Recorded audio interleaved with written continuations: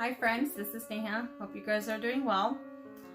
So in today's video, I'm going to be talking about some topics from this book, The Greatest Secret. One of the latest books that Rhonda Byrnes has done. Recently got it and I'm excited because I love it. I love reading her work and it ties into what I've been trying to talk about in this channel. So I'm going to start off by reading a quote on here. Most people, even though they don't know it, are asleep. They're born asleep. They live asleep. They marry in their sleep. They breed children in their sleep. They die in their sleep without ever waking up.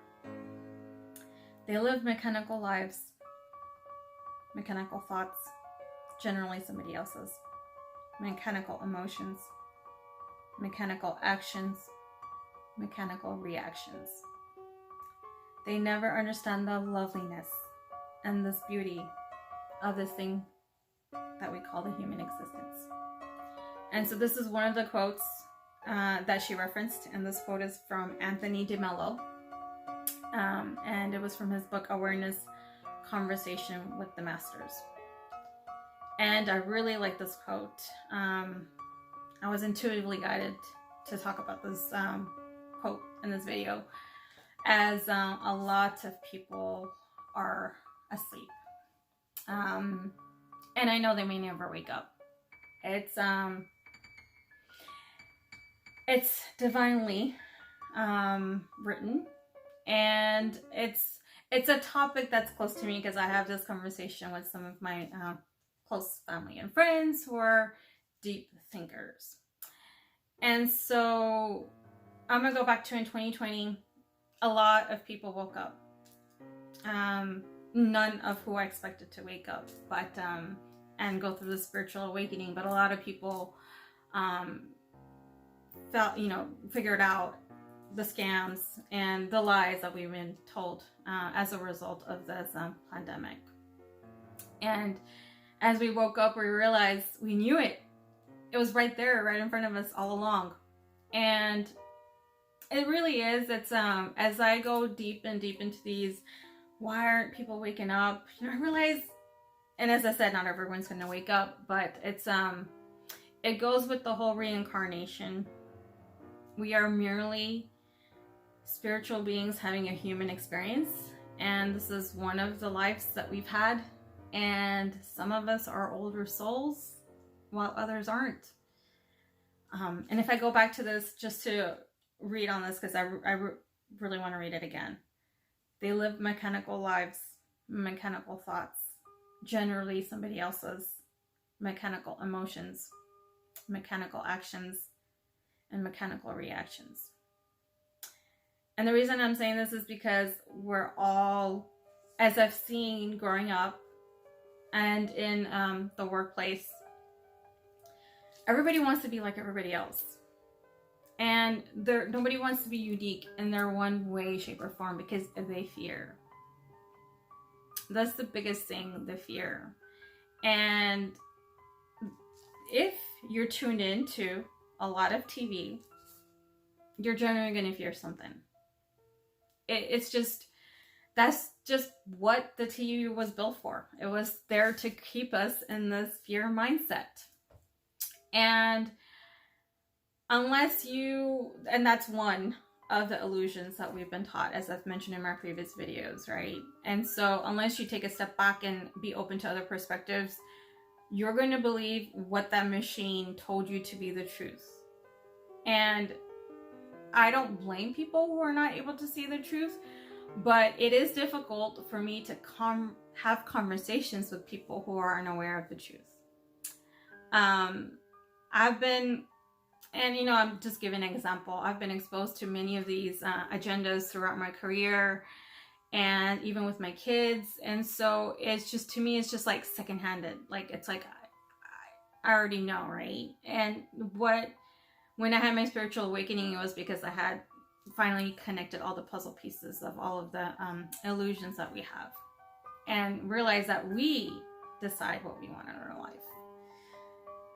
The thing is, as we try to please others, we forget who we are. And a lot of what I'm seeing in the society is you don't want to be talked about. You don't want to be alone because you fear it. You know, and that's fine because that's what we've been conditioned to believe. But if you want to do something different, you should get out of your comfort zone and know that you can do it.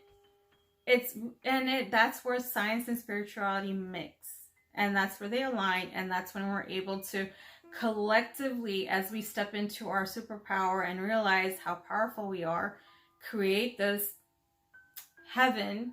And it's not going to be heaven completely, but create a big shift on this prison plane, as I would like to call it. So we're going to keep coming to this plane until we realize it, and we, that's when we say in our Sanatan Dharma that we get mukti. So we have lessons to learn. We have lessons to learn in this lifetime, and we have lessons to learn as the soul level. And some of us are older. And, as you realize that you have the superpower, I felt obligated to share this with others, not realizing that maybe people are not ready to hear this. Because I was so happy. I felt so peaceful that I was aware of, I broke out of the matrix. And it's a great feeling to have, but mind you, not everybody can handle it. It's not everybody's cup of tea. It's not. And so, I am learning to be mindful of that. And also you'll observe that a lot of spiritual people, once they're awakened, they like to be selective in who they hang out with. Because then, that's your energy you're giving away. And if somebody's not adding any energy back to them, it's not worth it. It's not. I was one who was always out and about and doing things, and as I realized, that's why I was so tired. In fact, actually, a couple of years before this lockdown, a couple of my close friends knew I was so tired all the time. Whether it was from work, whether kids' activities, I was always sleeping. And I didn't know why, but I realized because I was giving my power away.